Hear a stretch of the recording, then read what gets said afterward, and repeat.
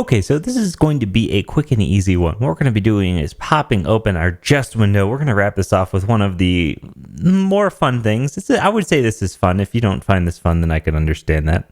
It looks like I'm having some troubles dragging. Let's go ahead and stop our tests. And let's open up our package.json file where we had our yarn, our test here. Now, the problem is this was using React scripts test hyphen env JS DOM. And this is fine, but React scripts itself is the one that is taking control of what's going on here.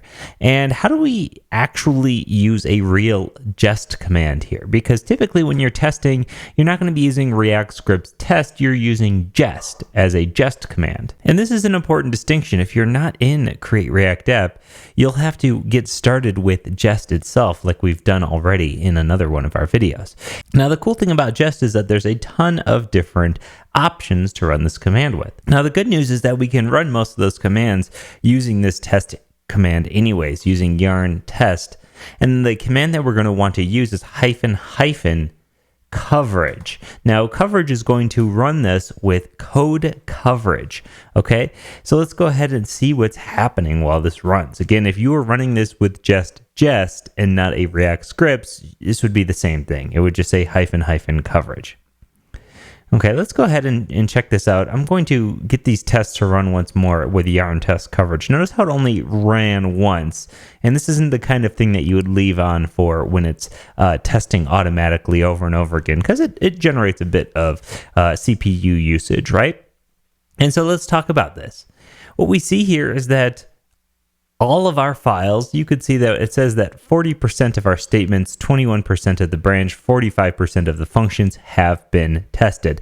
Now, we know that's mostly not true because the stuff that it's looking for is some things like index.js and register service workers. Now, register service worker is a huge file. And so because of that, it's saying that the percentage of things not tested are very large. Now, if we were to remove register service worker from here, you would see this percentage go up.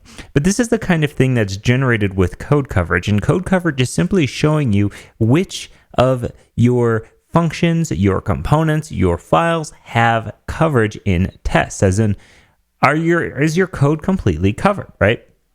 Now, sometimes people like to use code coverage as a sort of end-all be-all for, is my code sufficiently tested? And it isn't really. It's just maybe to give you an idea of where your tests could be lacking. And maybe you have percentage goals to say X amount of code needs to be covered. But just because your code is covered does not mean that your code is working or that your code is tested properly.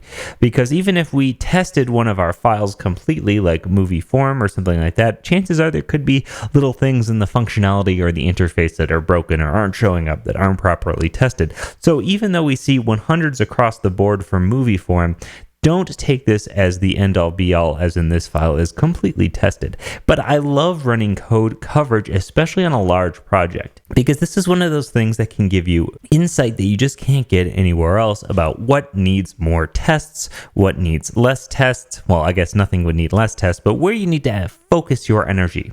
Okay, so check it out. This is code coverage. Again, this was the easiest tutorial we've done in this series. All we did was add a hyphen coverage, and we got this output. Again, even though we are using React scripts, it doesn't matter. You would use the same option if you were using Jest itself. Now, again, Jest has a ton of different things, configuration options, and I invite you to check those out. So in the next video, what we're going to be talking about is where to go from here, because we have really cut our teeth testing things. We've figured out the ways to test, how to improve our tests, and how to cover stuff that might be difficult to test, as well as all of the common pitfalls. So thanks so much for watching, and I'll see you in the last one.